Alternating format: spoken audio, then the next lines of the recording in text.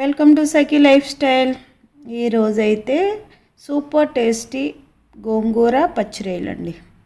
Super అంటే super ఉంటుంది, taste అద్దరిపోతుంది. దీనికి కావాల్సింది పావు కేజీ అయితే పచ్చిరొయ్యలు, పసుపు, ఉప్పు, కారం, నూనె ఇవన్నీ వేసుకుని ఒక 5 నిమిషాల పాటు ఆగులు వేసుకోవాలండి. ఆగులు వేయడం అంటే ఫ్రై చేసుకోవడం.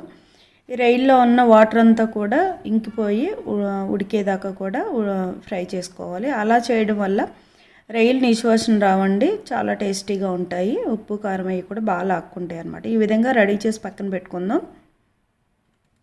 చాలా సింపుల్ అండి చేసుకోవడం కూడా. ఇప్పుడైతే వేరే గిన్నెలో ఆయిల్ పోసుకుని కడిగి శుభ్రం చేసుకున్న పుల్ల గోంగూర అండి. ఇది 2 రకాలు ఉంటాయి గోంగూరలో.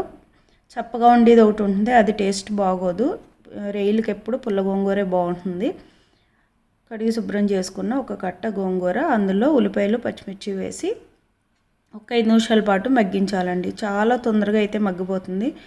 వాటర్ అది అస్సలు పోయక్కర్లేదు. అందులో కొద్దిగా చింతపండు వేసుకోండి.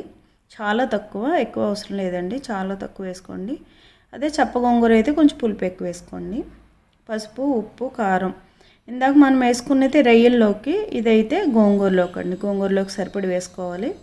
ఈ విధంగా బాగా వేగిన తర్వాత మనం రెడీ చేసి పెట్టుకున్న రొయ్యలను కూడా ఇందులో వేసుకొని మిక్స్ చేసుకోవాలండి.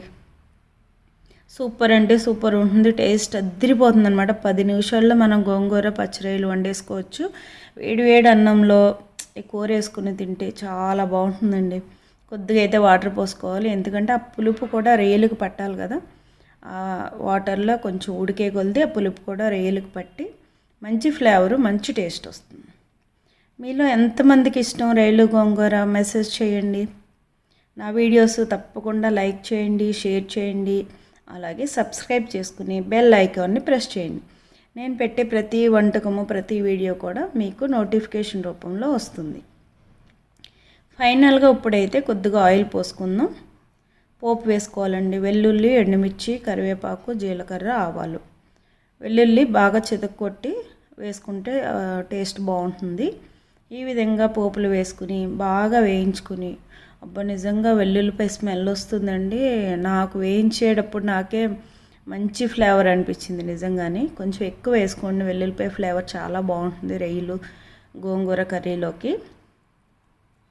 ఈ విధంగా వేసుకున్న తర్వాత మనం ఆల్రెడీ ఉడికించి పెట్టుకున్న గోంగూర రొయ్యల్ని ఇందులో వేసుకొని కలిపేసుకోవడమేనండి. చూసారా ఎంత సింపుల్గా, ఎంత ఈజీగా అయిపోయిందో. మీకు నూనె ఎక్కువ పట్టింది అని అనిపిస్తే కనుక రొయ్యలు ఆగులేసినప్పుడు కానీ, గోంగూర ఉడకబెట్టినప్పుడు కానీ నేను వేసిన ఆయిల్ మీరు అవాయిడ్ చేసుకోండి, సరిపోతుంది. ఓన్లీ ఫైనల్గా పోపులో మాత్రం ఆయిల్ వేసుకొని పోపు పెట్టుకున్నా సరిపోతుందండి. కానీ నాకు ఈ విధంగానే ఇష్టం. మనం అంతమాను వండుకోము కదండి ఇటువంటి కర్రీస్. ఎప్పుడన్నా వండుకున్నప్పుడు కొంచెం ఆయిల్ ఎక్కువైనా పర్వాలేదు, కానీ ఆ కూరకు తగ్గ ఆయిల్, పులుపు, కారం అన్నీ ఉంటేనే ఆ టేస్ట్ ఉంటుందండి. చూడడానికి కానీ తినడానికి కానీ చాలా బాగుంటుంది.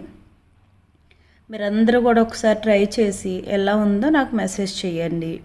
అలాగే నా వీడియోస్కి సపోర్ట్ చేసిన అందరికీ కూడా చాలా థ్యాంక్స్ అండి. ఇంకా ఎన్నో కొత్త కొత్త వీడియోస్తో, కొత్త కొత్త వంటకాలతో మీ ముందుకైతే వస్తాను. మేము ఆంధ్ర వెళ్ళినప్పుడల్లా రొయ్యలు తెచ్చుకుంటామండి. మాకు ఇక్కడ ఛత్తీస్గఢ్లో రొయ్యలు దొరకవు. తెచ్చుకున్నప్పుడు స్టోరేజ్ చేసుకుంటాము. అందులో ఎన్నో వెరైటీస్ చేస్తాను. నాకు వంటల్లో అన్నిటికన్నా నాన్ వెజ్ అంటే చాలా ఇష్టం అండి. చాలా సింపుల్గా, ఈజీగా చేసేస్తాను నాన్ వెజ్ అయితే. నాన్ వెజ్లో నాకు వచ్చిన వెరైటీస్ అన్నీ కూడా మేము ముందుకు తీసుకొస్తాను. మీరు కూడా ఓపిక్గా చూసి ఎక్కడ వీడియో స్కిప్ చేయకుండా చూడండి, ఎంజాయ్ చేయండి. చూసారా ఆ వేడి వేడి అన్నంలో అబ్బబ్బబ్బా రొయ్యలు గోంగూర వేసుకుని అలా రొయ్యి ఒక్కొక్క ముద్దలో ఒక్కొక్క రొయ్యి పెట్టుకొని తింటే ఉంటుందండి. అస్సలు సూపర్ అంటే సూపరు.